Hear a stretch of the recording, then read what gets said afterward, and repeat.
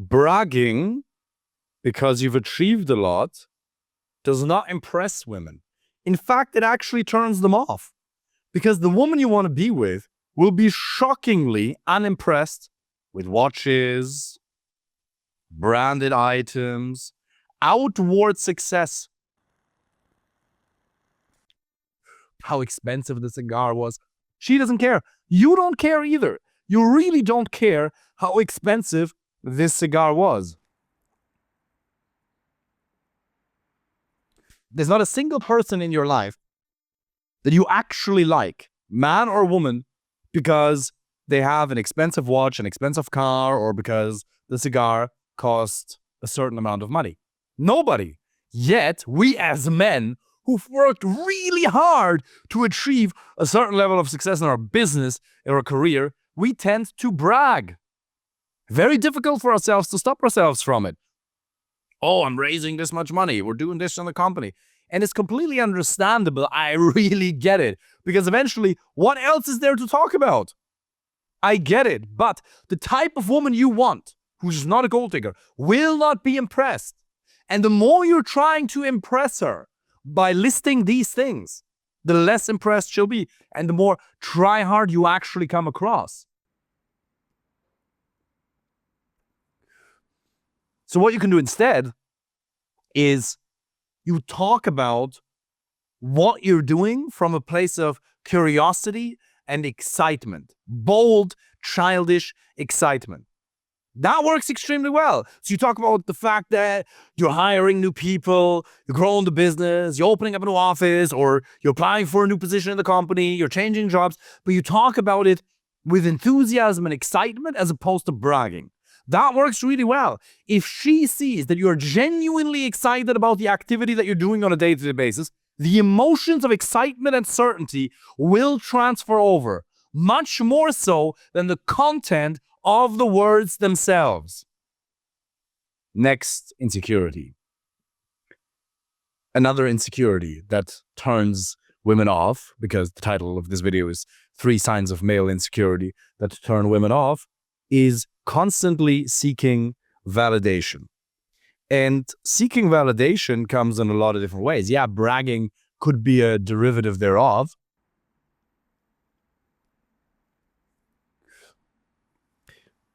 But it also manifests itself, that's kind of weak and weird, but it also manifests itself in you not expressing strong opinions. You hoping for approval. You have to have an internal locus of validation. You have to be able to switch from a professional environment to from a professional business state of mind to a social state of mind. In your career or your business, you constantly want to question what you're about to say based on its merits. But in a dating context, you simply have to say things and assume that they have value purely because they come out of your mouth. It is a contradiction, but it does make sense. You have to know that what you say has value purely because it comes from you, not because it has merit. You might say, oh, that's a bit ridiculous. But it works!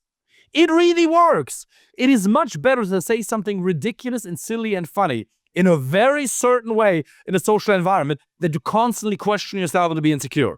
Now, ideally, you want both. Ideally, you want to say things that are true, that are accurate, and in a certain way. You don't want to lie.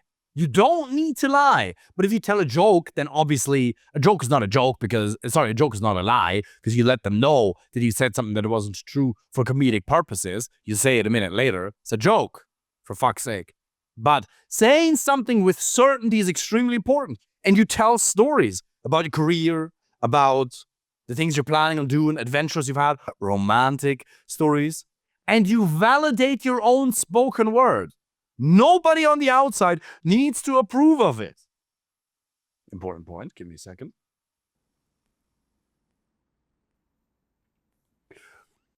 Imagine if I was waiting for validation. Jacob behind the camera is giving me no validation. You're not giving me any validation because you're not actually you right now. I'm just looking into the dark depths of a camera lens. If I was dependent on validation, then I wouldn't be able to communicate in any exciting fashion or congruent fashion or fluent fashion whatsoever. I need to validate my own spoken word. You need to validate your own spoken word. And that doesn't mean that you're going to go around making up complete nonsense. But how often are you internally, emotionally reaching? You're reaching for her validation. You're waiting for her to approve of your spoken word. Don't. You say something, and purely because it comes from you, it has value, and she's going to want to listen. Why? Because human beings are curious in nature. Very important frame of mind. She will want to listen. Oftentimes, men don't even take the time to formulate a thought, to tell a story, to go into detail during the approach or on the date, because they secretly don't believe that a woman of quality will want to listen to them for extended periods of time. That is a belief you have to audit and change.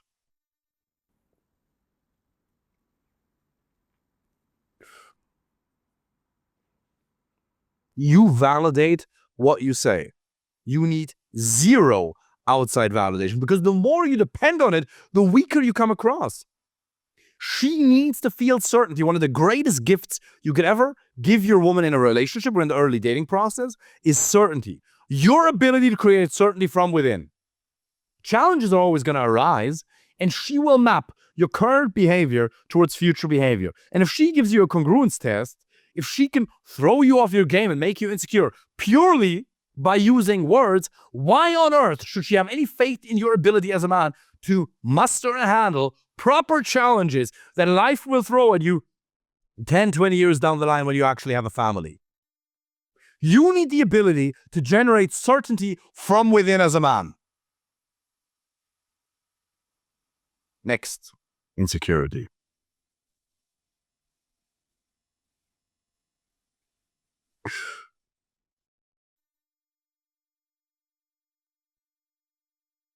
Probably you're a people pleaser. And there's nothing wrong with it. We just need to extend the time horizon. It is perfectly okay to be a people pleaser, but to do it properly. If you actually want to please people, then you're not going to do that by lying. Because conflict delayed is conflict multiplied. Most people who are people pleasers, they want to avoid conflict. And you think you're helping them. If you look at what people pleasing actually should mean, it means having good intention for the people around you. You wanting the best for yourself and the people around you. Great. How do you get there? Not by lying, not by avoiding conflict. If you actually want to please her, then you need to be able to create emotional spikes. And that doesn't happen by overly agreeing, changing your opinion to suit hers, emotionally reaching, not being grounded, not being playful, delaying conflict. If you actually want to please her, then you want to step into constructive conflict. You want to be teasy, playful, challenging. It actually makes her feel alive. She doesn't just want you to agree with her all the time. Yes, a little bit of vibing and flatline and agreement is necessary to have some form of a connection and trust and comfort in the relationship, but don't underestimate the importance of attraction. And attraction gets created when there is this polarization of masculine and feminine energy. When you're not afraid to disagree, when you're not afraid to be assertive, you always want to be respectful, you always want to be calibrated, you never want to be making her uncomfortable. But disagreeing, challenging her, she loves that. It makes her feel alive. And if you actually want to please her, then naturally enough, you would want her to feel alive, don't you?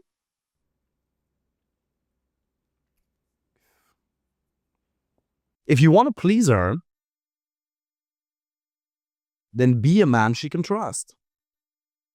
And women will know that they can trust you when you say things that risk losing them. Expressing a strong opinion, being assertive, being playful, being self-validating. That is actually very pleasing to a woman. It's very pleasing for her to be in the presence of a man who validates his own existence. You write down a list of 20 reasons as to why it would be the greatest gift on earth for the right woman to be your life partner. the things you have to offer. Financial stability, kindness, generosity, caring, intellect, trips to nature. You're good at intimacy. Whatever you happen to be doing. You have a great life that you can invite her into. You're fun, you're silly, you're playful. Whatever it happens to be. 20 reasons. And then you read them through. And you realize, oh, wow, I actually bring a lot to the table. You have a lot to offer, but you've completely neglected that. The more you focus on what you have to offer, the more it'll ground you. The more you'll come from a chooser perspective. Oh, hopefully she chooses me. I hope she likes me. No, I hope I like her. She's pretty. I hope I like her. No, I hope she likes me. I was talking to a client earlier, runs a tech company in the UK, and he sent me a screenshot of a conversation, and he says, I feel like she's pulling back. We're about to go on date number 3 or whatever it was, and I feel like she's pulling back. I looked at the text messages, and she goes, I'm really looking forward to Saturday. She's not pulling back at all, but you're emotionally reaching. So I told him, more abundance. We need to get more quality dates. Obviously, we want to optimize things with her. Why on earth would we not want to optimize our behavior to increase the probability that you will have a successful outcome with this lady? Absolutely, we want to do that. But you need to come from abundance. You need to have that many quality dates, and that number varies from person to person, that you couldn't give a solitary shit as to whether this works out or not. You want her, but you don't need her. She has to feel that you want her, but that you don't need her. She needs to feel desire, but absolute and utter non-neediness. It makes her feel so alive. That interplay between being desired and at the same time recognizing that he really doesn't need me, that is a very rare trait. And this guy is super rich, that client of mine, super in great shape, kind, intelligent, in his 50s. Amazing. But these are the things we're working on. So I would encourage you to validate your own spoken word and switch. You need to be able to switch from a business mindset, as I alluded to earlier, to a social mindset. And there's different modes of thinking and acting and being that have utility in one context that don't in another. Overthinking is great in business to an extent in a meeting. Saying things based on the merit, being short, being precise, saying less, asking more questions. All that is going to fuck you up in a dating process. You have to be able to switch from very serious, and I'm German, I understand. I run a business, I understand. From being very short, very precise, very serious, having high expectations, asking questions, to doing almost the exact opposite in the dating context. This is not you being fake. This simply means you're intelligent enough to understand that a certain context demands a different style of communication for you to be effective in it. Because she's not an employee and you're not pursuing business outcomes.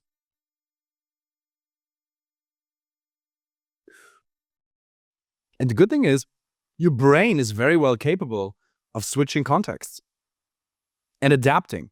At a funeral, you would communicate very differently to a rock climbing gym or a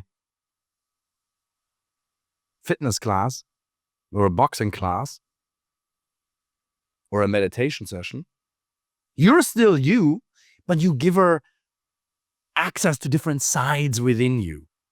This is not about pretending to be too cool for school, but it's about giving her an insight into the different aspects, the different facets of who you are, and understanding the best practices, like asking questions, that being a bad thing in a social context. Obviously, you're going to ask your questions, obviously going to inquire, but you got to assume the burden of the conversation in the early stages of the date.